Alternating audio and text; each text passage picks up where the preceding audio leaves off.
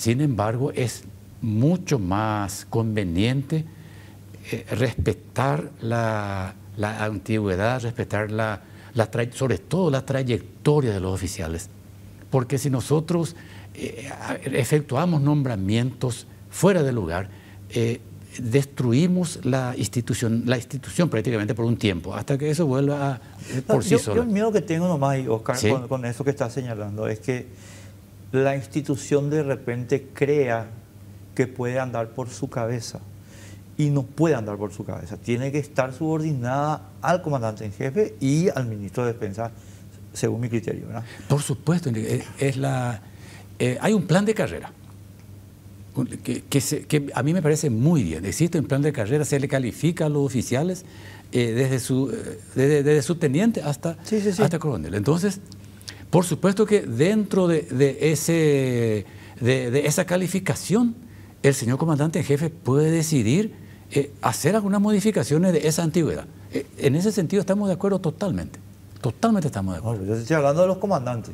Claro, de los comandantes estamos hablando. Y otra cosa, hablando de calificación, Enrique, con los años, y especialmente en los años que fui comandante del ejército, aprendí algo, que el oficial y el suboficial hay que considerarlo el 70% en su condición en su actitud con C. Y el resto es sus condiciones profesionales. No nos sirve de nada un oficial que tenga todos los diplomas, pero que no tiene esa actitud positiva. Te voy a poner un ejemplo y pasamos de tema. Sí. Ahí lo tenés al coronel Belotto. Sí, al señor. coronel Luis Belotto. Si nosotros nos ceñimos al esquema de escala por antigüedad y compañía, puede ocurrir un buen día, mi querido Oscar, que el coronel Belotto sea el general Belotto y sea el más antiguo. Y con el criterio de que tenemos que hacer ese reconocimiento, se le impone al comandante en jefe a un tipo que está transando con el narcotráfico. Entonces yo lo que digo, no. El presidente de la República, Santiago Peña, tiene discreción para decir, ese Belotto es el más antiguo, fuera. Por supuesto, por ninguna duda. El plan de carrera está diseñado para que el resultado sea eso que estás diciendo, Enrique. El plan de carrera no es que diga, acá este es el más antiguo y este tiene que ser el comandante. No, de ninguna manera. Es una referencia importante que hay que tener en cuenta, pero no es determinante. Y la Constitución Nacional dice, Enrique, el presidente de la República es el comandante en jefe. Eso... no, ninguna duda. Él ordena y se cumple. Bueno, a mí me alegra mucho, Oscar, que vos hayas mencionado que ustedes van a trabajar sobre un respeto irrestricto a la Constitución, ¿verdad? Y que lo que se vaya a discutir, se va a discutir en el marco constitucional. Sí, yo señor. celebro eso. Ahora, ahí voy al segundo tema. Y esto yo me agarré muchas veces con Horacio Cartes y es una de las... Bueno, la Fuerza de Tarea Conjunta. Sí. A mi modo de ver, el decreto, creo que es el decreto número 108 de Horacio, que está vigente, y que es de Bernardino, entre paréntesis, sí, Bernardino, sí. Es inconstitucional. Disiento contigo, Enrique, porque ese decreto se basa en la Ley de Defensa y Seguridad y sus modificaciones, la 5.038. Sí, señor. Esa ley habilita totalmente a que se haya redactado y firmado ese decreto de creación. Ahora, me van a decir inclusive, esa ley es inconstitucional. Las modificaciones de la ley 5.038 es inconstitucional. Sí, porque es la modificación de la ley de defensa. Sí, porque ese es el problema. Sí. Sin embargo, esa ley resistió ya más de 2 recursos de inconstitucionalidad. Bueno, yo te admito el argumento. El argumento es sólido. Sí. Pero te voy a decir una cosa. El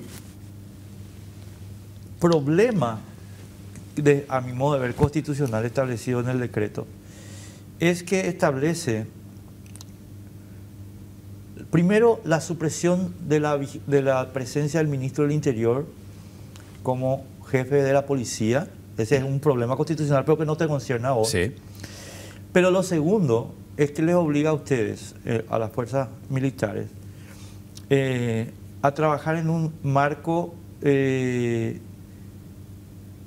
¿cómo decirlo?, en el que el territorio nacional se convierte en una zona de operaciones militares.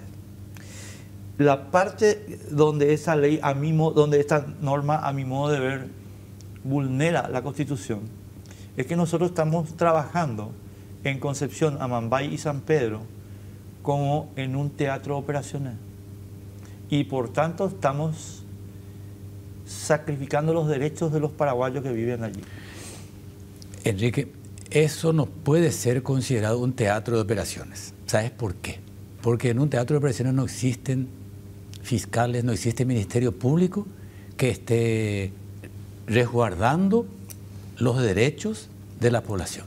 Ni una sola operación el CODI no realiza sin tener el acompañamiento de los fiscales e inclusive de la Fiscalía. Es cuestión de tiempo para que eso pase al ámbito jurisdiccional. Y esa es perdón que te interrumpa ahí. ¿Cuál es mi punto? Sí. Mi punto es que justamente, eso que estás diciendo, sí, es la razón por la cual las Fuerzas Armadas, o sea, las fuerzas militares, vamos a llamarle, no tienen eficacia. Porque la lógica militar no es igual y no puede ser igual a la lógica de investigación policial. Totalmente de acuerdo. Bueno, entonces vos ¿qué tenés? Tenés que, desde el punto de vista de la exigencia de la lógica militar, vos tenés un curso de acción que no te está permitido por el decreto. Sí. Entonces tenemos, te termino la idea nomás, claro. Y entonces tenemos, mi querido Oscar, 20 años de fracaso. No 20, 10 años. Nuevamente diciendo contigo. A ver.